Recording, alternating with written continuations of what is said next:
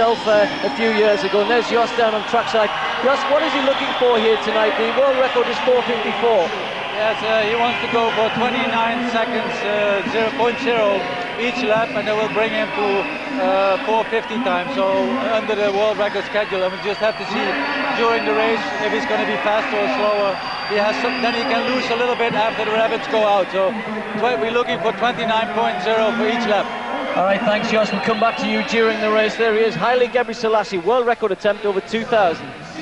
And really, Gebrselassie is the man that will take this all the way, all bar the two pacemakers that are in there for him. 35, Vincent Malaquin and Ruben Chesang, who will look to take him along.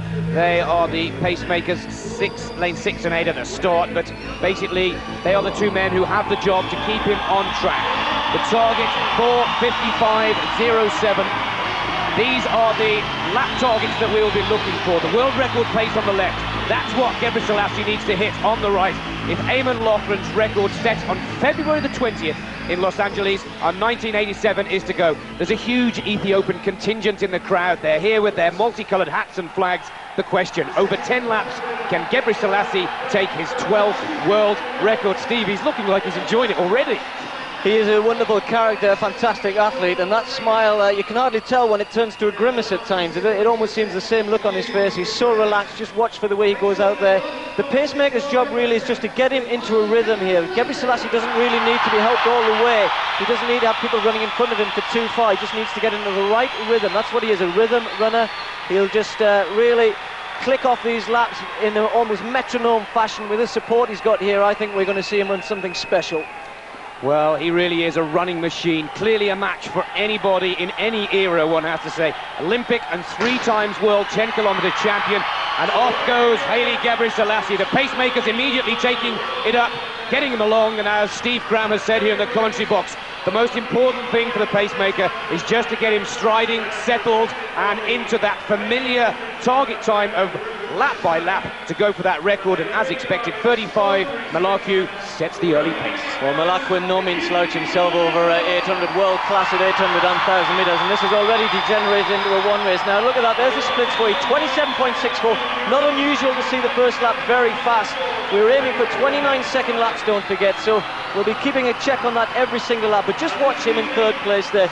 He really does just bounce along, and he'll keep this rhythm going.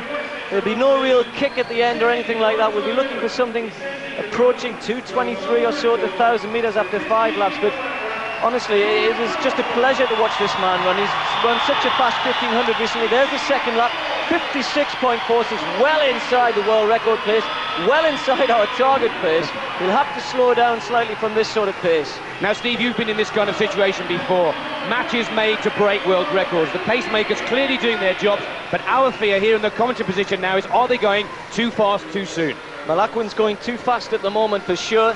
As I said to you, Gebrselassie is a rhythm runner, and one of the problems for 5,000 metre runners, if they do go off too hard in an event like this, then they really aren't used to running at this sort of pace for too long. You can see that he's just slowed down there, 29.2, that's better, but now he doesn't want to let it slow too much. It's going to be up to Chesang, who's number 42 in second place, to keep a good rhythm going for Gebrselassie, and then it'll be up to Gebrselassie probably over the last 5 laps or so. If Chesang can get him to halfway, that will be good. Well, it's Chesang that Gebrselassie seems to be focusing on, 42, but it is still Vincent Malaquin that takes them along into the 800-metre mark, 1:54.66. He's still 3 seconds under the world pace record. He's still well inside that world record pace, which is not surprising. Let's not forget the world record outdoors, 4:47, held by Morsely. At this pace, he's on for that. Now, he's just beginning to let a little bit of a gap go here. Often when the pacemakers get tired, they put in a bit of an extra effort, and hopefully that's what's happening here. Gebrselassie still trying to keep his pace going.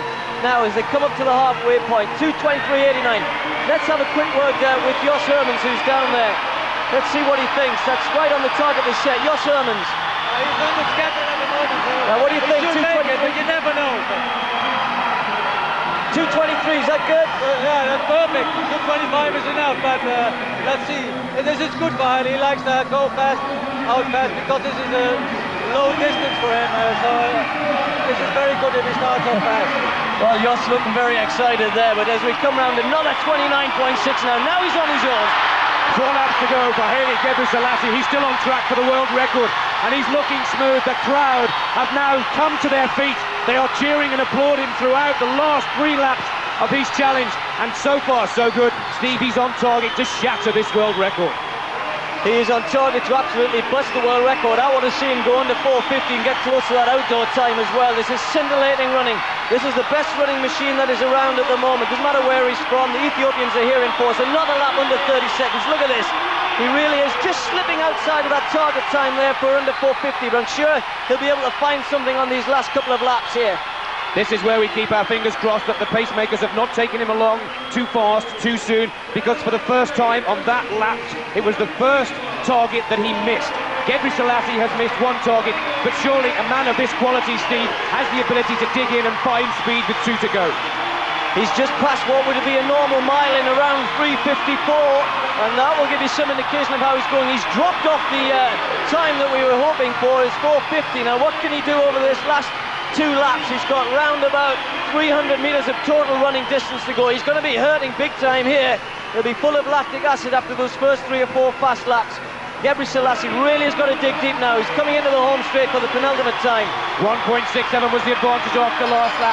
There is the target, 4:21, and 4:23.41. He's still just inside the world record pace. 1 lap to go. Haile Gebre Selassie searching for his 12th world record. The 24-year-old Ethiopian, who has been in sparkling form so early on in this season, has he got the speed? This is hard for him. He really is going to have to dig deep just to get the world record now. He's got to keep pumping here. You never can see any difference with Gebre Selassie. This is hurting. That's a grimace now. That's no smile. Will it be the world record? Yes, it is! 4:52. He had something left at the end, and the Ethiopians go wild. The Ethiopians try to get onto the track. We have a new world record at the Birmingham Indoor Arena. Haile Gebre Selassie has made it. Haile Gebre Selassie, I should say, has made it world record number 12. Finally, Ireland's Eamon Coughlan's record since 1987 has been deposed, and one of the greatest runners, some will say, of all time, has taken it away. Haile Gebre Selassie takes world record number 12 here in Birmingham. He was getting a little worried 2 laps ago, but then he seemed to have that second sense, Steve, that he needed to pick it up, found the speed in that last lap, and there we have it, a new 2,000-metre world record. And I can still hold my head up high. He didn't run quite as fast as I managed to do outdoors, so that's one in the neck for him anyway, but I think he can run faster than that. I'm sure he can. I think those first few laps were a little bit too fast, and he paid for it really in the sort of second third of the race. But look at him now. He's enjoying the plaudits from the Ethiopians. They follow him everywhere around the world. Sometimes they're a little bit more enthusiastic than he would like. He's been here for 4 or 5 days in Birmingham. There's Jos Hermans. Another record in the bag for Jos and for Haile. What a summer he's going to have against Daniel Coleman. The two of them already been trading world records over 3,000 indoors. But this is another feather in the cap for Gebre Selassie. Fantastic scenes from the National Indoor Arena at Birmingham. The world record has gone. A scintillating performance from Haile Gebre Selassie, but it is by no means over yet. Catch you. Just 50% of the race it was did by people, by audience. And you see how many Ethiopians around, almost half of spectators from Ethiopia. Really, I'm very happy. If I missed this record, it was when I missed it, it was really terrible for the people. Many of them they came from London. You see, it's great to have this support wherever you go in the world, isn't it? Oh yeah, everywhere I have supporting from my people. It's incredible everywhere, but here is incredible. So will we see you back here in England, hopefully in the summer? I will be here because the people now they always think about Haile Gebre Selassie. They miss me. They miss me for many years already. Well, you can go and have a well-earned rest. Well done, congratulations. We look forward to seeing you again. Well done, congratulations. Now we'll catch up with what's been going on in the pole vault. After that 60 final, ahead of a power competition.